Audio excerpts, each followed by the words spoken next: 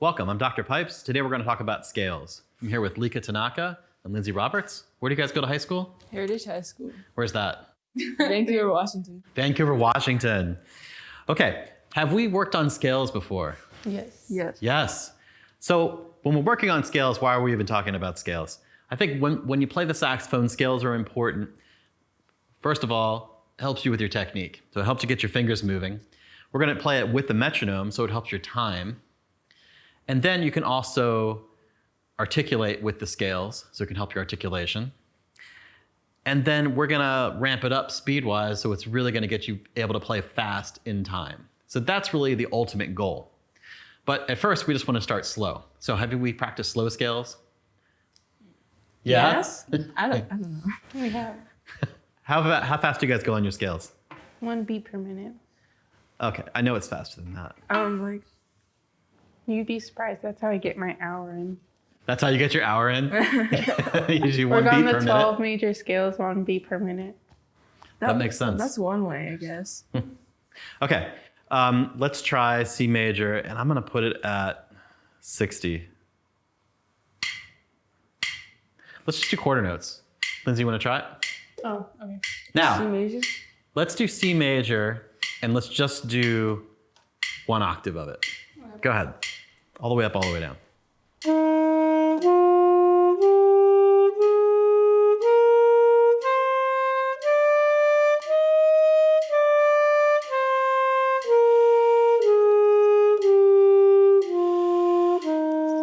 Good. What'd you think about that? The C and A are puny. They're not really popping out as much. Yeah. All right, well, you wanna do it again? I don't know if that's going to fix it. Okay. Well, how about this? So the C and the upper A and the upper C aren't popping out as well. Yeah.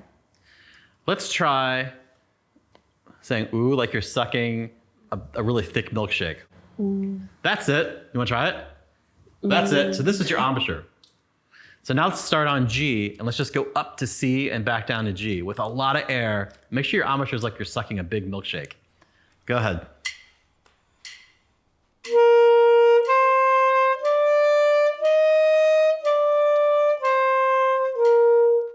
Good.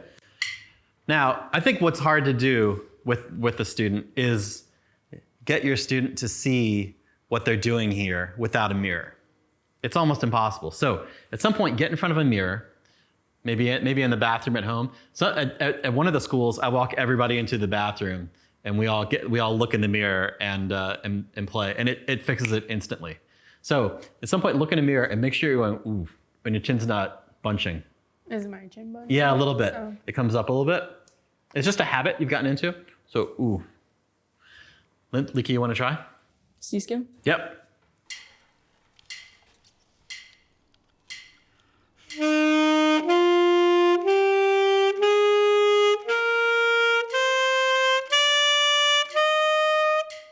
Good. Now, what I would like to do is do the entire range of the horn. So when we're just doing 1 octave, we're just practicing part of the horn. But how many times have you guys come up on a piece of music and there's a bunch of high notes or there's a bunch of low notes and you think, uh-oh. A lot. A lot, right? So it would be great to play scales that are the whole range of the horn. So I'm gonna put it on 60, I'm gonna play 16th notes.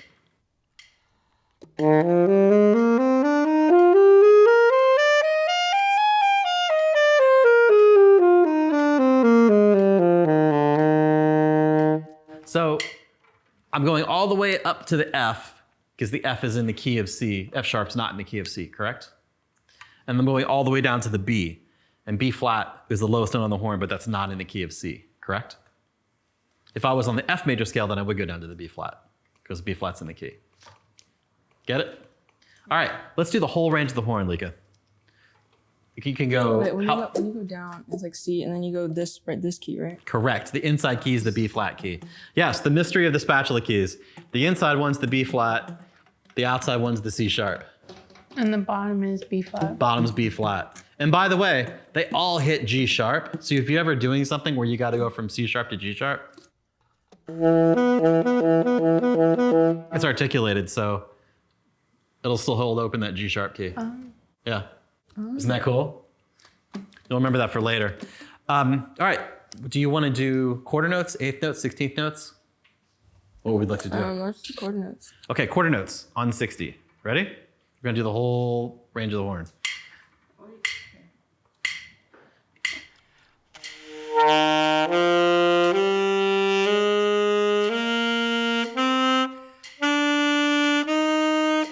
Yep, big sound.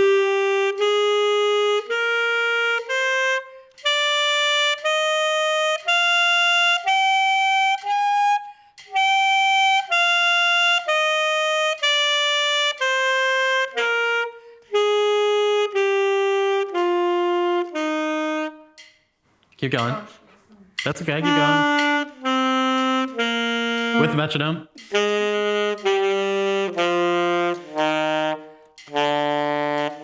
All right, good. So what did you like about that? I hit the low note. You hit the low note. I Yeah. also like that you hit the low B. What could have been better? Definitely consistency, because I'm used to playing a bit faster. So then slowing it down was like, whoa, like mind-boggling. Isn't it interesting that when we slow stuff down, it can also be challenging? So slowing it down makes you a little bit more aware of what? What did it make you more aware of that you thought was different? Each individual note, because it's like Yes. more like muscle memory. Yes. So when I like lose that, it's like, oops. What did you think, Lindsay? I really liked I really like your tone for each note. You were kind of stronger on the low notes, but you held like a consistent breath and like temper for all the notes. All right, thank you. So we want to play a little bit stronger up high. Good. Let's quickly do a little exercise, which I like to call tone matching. So we're going to start on this G, and you're going to play the G to the A. And when you go to the A, you want to make it sound just like the G. What? So you're going to play your G. You're going to play it with a big amount of sound and a nice embouchure. You're going to make a good sound. And then you're going to move to the A and try to make that timbre match, that tone exactly like the G. Oh, okay. All right. Now you may have to move things in here in your laryngeal cavity, your throat, or in your oral cavity, your mouth, so your tongue position, in order to make that happen. Sometimes you have to arch your tongue in the back of your mouth to speed up the air. We're going to call that cool air, even though air comes out the same temperature. But if you were to blow air fast, then the speed of that air is a cooling, has a cooling motion. If you were to try to steam up glasses, you would use what's called hot. It's slow air, so it's coming out more at the temperature of your body. Does that make sense? Yeah. Okay, so that's the analogy we're using is hot air and cool air. And Dr. Schneier yesterday, when we were at the saxophone camp, she was talking about cold air and hot air for playing different notes. So we're gonna talk about the same thing. So make sure you're using nice cold air. So like you're blowing out a birthday cake, like that nice. We have these food analogies. Everything is like either blowing out a birthday cake or sucking up a thick milkshake. All right, so embouchure, sucking a thick milkshake, and we're gonna go from G to A. So play your G nice and strong. G with the octave key. Good. Now hang on. We're gonna play the G, but do not articulate the A, just move to the A.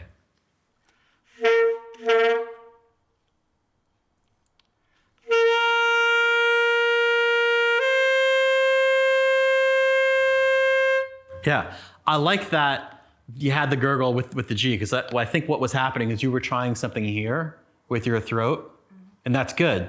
What we want to do is try things with our throat and try things with our oral cavity and see what makes the sound we want. You want to try it, Lindsay? Sure. Make the best G you can make, so you're going to have in your mind this sound we want to make. So go ahead and make your G.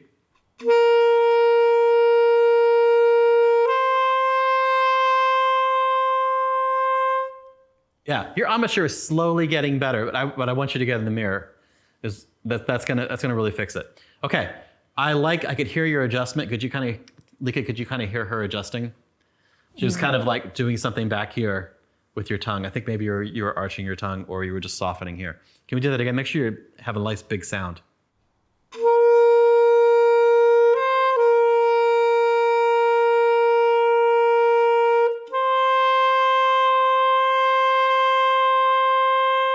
Yeah.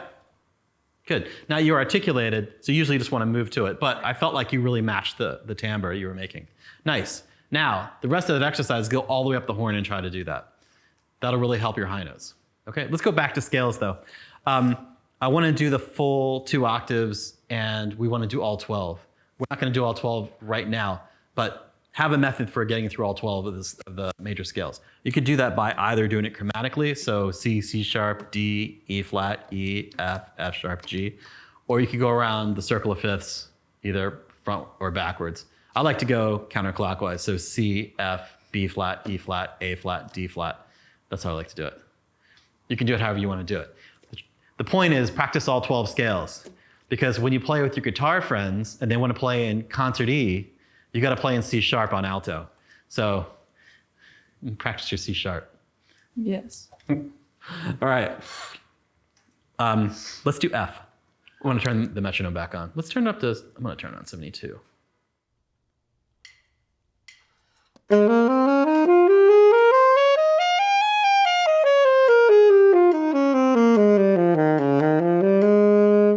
Go ahead, Lika. You can do eighth notes, you can do quarter notes, I don't care. Whatever works for you. F concert or? D concert, so F major on alto. Thank you for asking.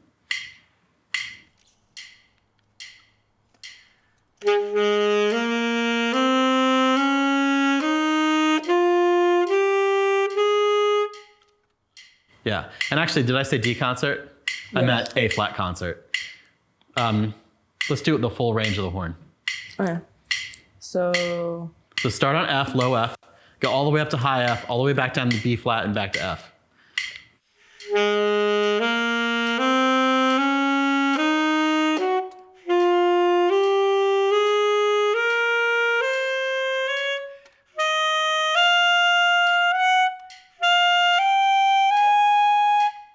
Then go down. okay. Yep, good job, go down.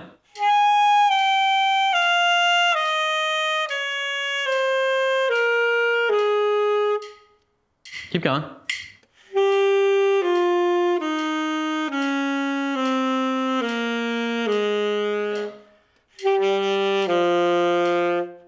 Keep going on to B flat. Okay. B flat. Now we're in F, so we're gonna go F.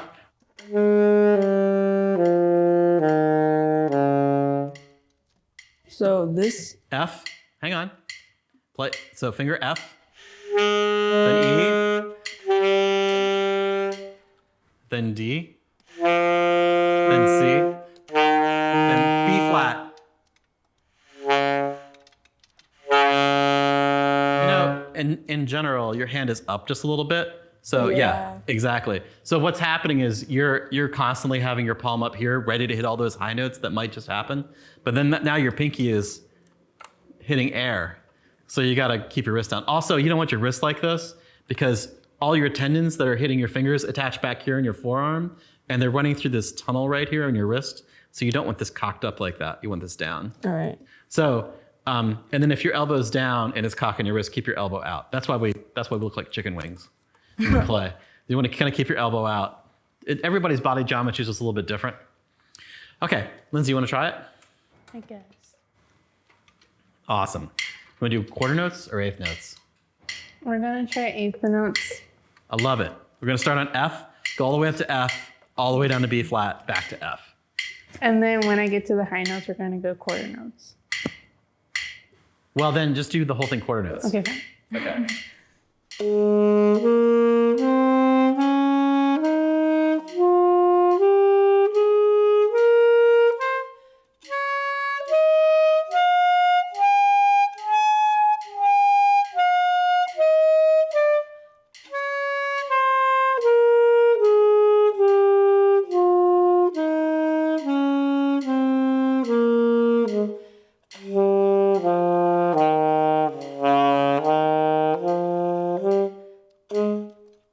Awesome.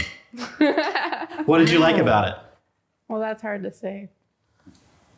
I like that you were pretty much with the metronome. Yeah. Yeah. And I thought your sound sounded nice and full right around the middle of the horn. Your low notes sound just a little bit stuffy. The high notes could be a little bit bigger, but overall, I thought it was really good. So this is how we work through our scales. When you work through scales, you get to work through all of the notes on your horn. We also want to do the chromatic scale, throw that in there too. So go get your saxophone, work through your major scales with your metronome as slow as you need it to go, and enjoy.